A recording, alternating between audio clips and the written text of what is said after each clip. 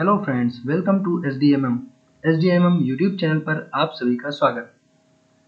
Friends, हम लोग पढ़ेंगे करंट अफेयर की छोटी छोटी सी वीडियो रहेंगी, 10-10, 15-15 मिनट की वीडियो, जिसमें कि बहुत ही महत्वपूर्ण क्वेश्चन आपको दिए जाएंगे जो कि आपकी आने वाली सभी परीक्षाएं जैसे पुलिस, एसएससी जीडी एग्जाम जो आपका पेट का होने वाला है, वीडियो का री एग्जाम होने वाला और अन्य सभी परीक्षाओं के लिए समान रूप से महत्वपूर्ण होंगी।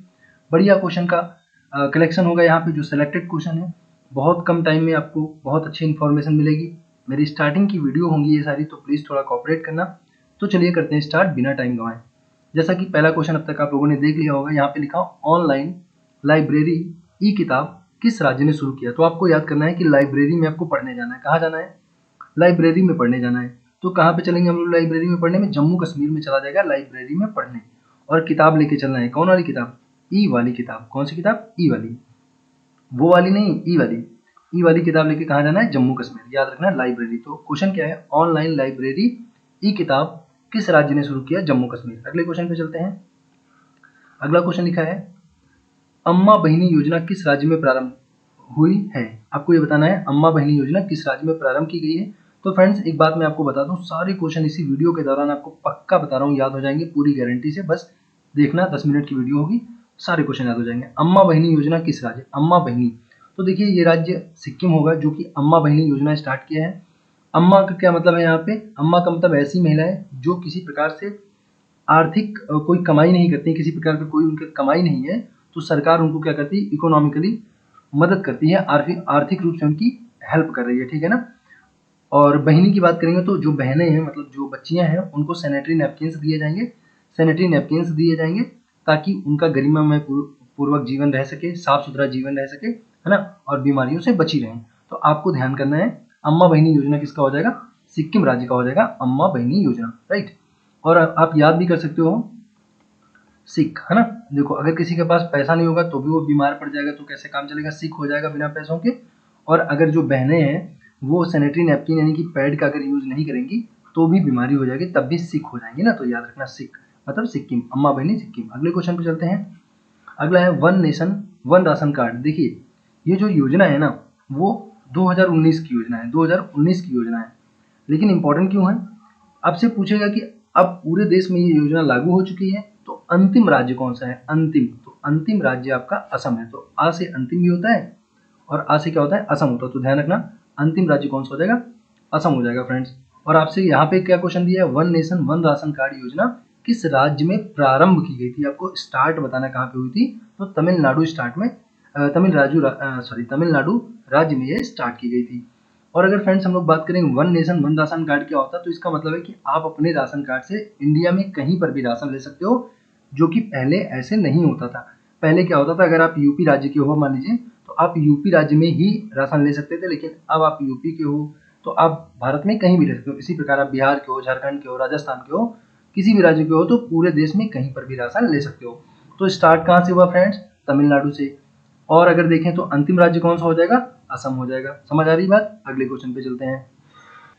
अगला क्वेश्चन लिखा हुआ है मार्च 2022 तक 100%, आपको बताना है 100% ना, 100% विद्युतीकरण करने वाला रेलवे जोन कौन सा है। क्वेश्चन में है रेलवे जोन, आपको दिखा दे रहे हैं यहाँ, बताना रेलवे जोन कौन सा है जिसने 100% विद्युतीकरण कर लिया है ना। आपको रेलवे जोन बताना। तो अगर रेलवे जोन की हम लोग बात करें फ्रेंड्स, तो पहली बात तो इसका जो सही जवाब हो जाएगा वो हो जाएगा कोंकण रेलवे। और अगर रेलवे जोन की बात करेंगे हम लोग, है ना, अगर रेलवे जोन की बात करेंगे तो रेलवे जोन टोटल कितने हैं? 17 रेलवे जोन है। तो फ्रेंड्स रेलवे जोन कितने हो जाएंगे? 17 रेलवे जोन आप देख रहे हैं पूरे इंडिया में हो जाएंगे। आप इसको याद भी कर सकते हैं सब तरफ से, है ना, सब तरफ, है ना। तो देखो सब तरफ, सब तरफ, सब तरफ है ना, 17 17 मतलब सब तरफ। तो रेलवे जोन सब तरफ है। अगर देखिए इसमें जो है, अगर मेट्रो को भी जोड़ लोगे तो 19 हो जाएंगे। लेकिन अगर आपसे पूछेगा रेलवे जोन कितने हैं, तो आप कहेंगे 17 रेलवे जोन है। मेट्रो को जोड़ लेंगे तो कितने हो जाएंगे? 19 हो जाएंगे। ओके, तो बाय द वे 100% विद्युतीकरण करने वाला जो रेलवे जोन है वो कौन सा हो जाएगा फ्रेंड्स? इन 17 में से कौन सा हो जाएगा? कोंकण रेलवे हो जाएगा। ये चीज आपको ध्यान रखनी है। अगले क्वेश्चन पे चलते हैं। अगला क्वेश्चन यहाँ पे दिया गया है कि डीआरडीओ के नए अध्यक्ष कौन बने तथा इसरो के नए अध्यक्ष कौन बने। देखिए आपको डीआरडीओ और इसरो दोनों का बताना है। देखिए यहाँ पे मैं लिख दे रहा हूँ डीआरडीओ, है ना, और इसरो। ओके, इसरो, डीआरडीओ और इसरो। तो डीआरडीओ क्या होता है? Defence research development organisation.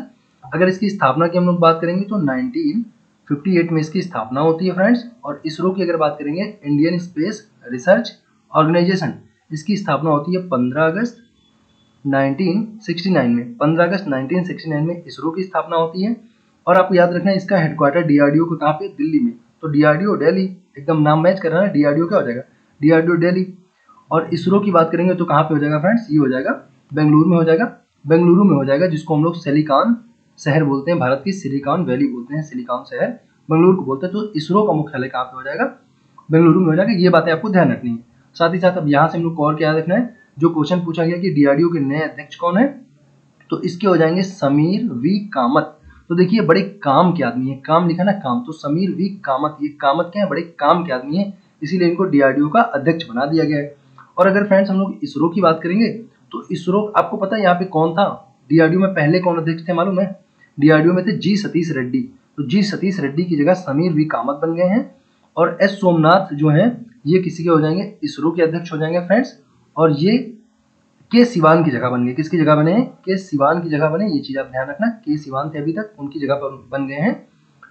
ISRO के जो नए अध्यक्ष हैं सोमनाथ, और डीआरडीओ के कौन थे, जी सतीश रेड्डी थे, उनकी जगह बन गए हैं कामत, बड़े काम के आदमी हैं।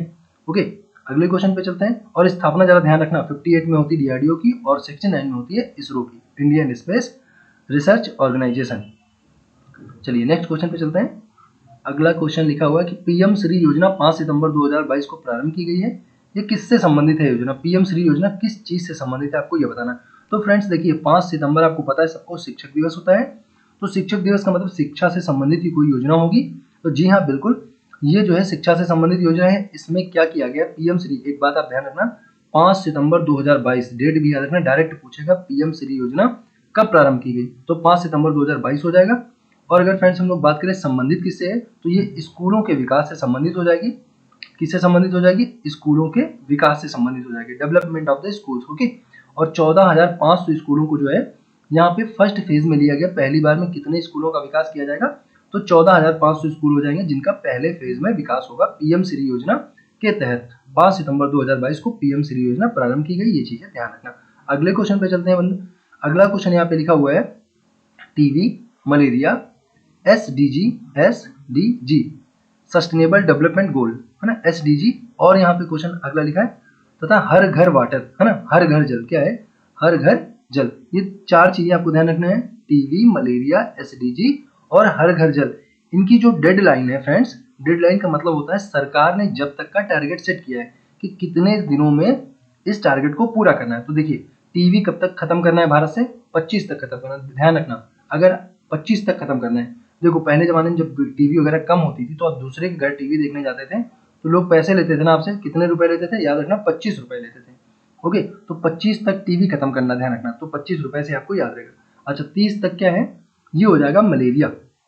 मलेरिया की अगर हम लोग बात करें फ्रेंड्स, देखो 5 साल इसमें ज्यादा लिया गया क्योंकि ये ज्यादा व्यापक बीमारी है, बहुत आसानी से हो जाती है मच्छरों के काटने से।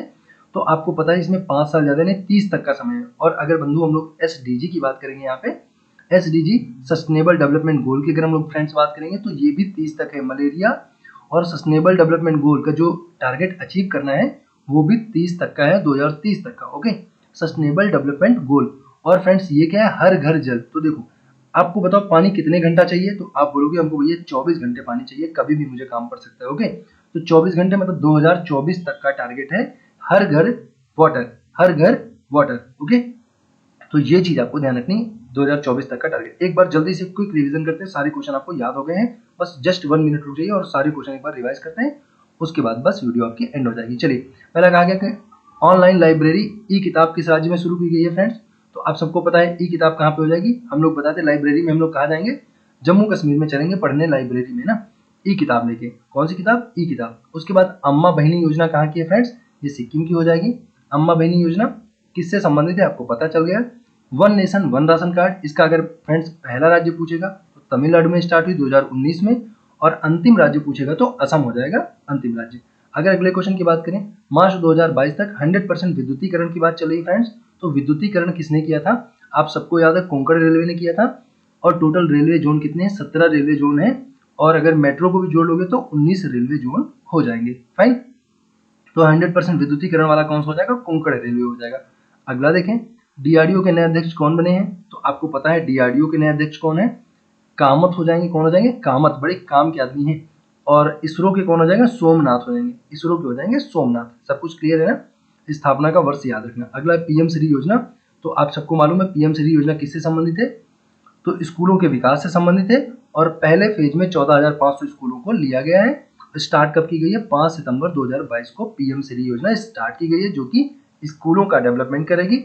14,500 स्कूलों को लिया गया पहले फेज में। ओके, नेक्स्ट क्वेश्चन फिर से एक बार फटाफट रिवीजन करते हैं।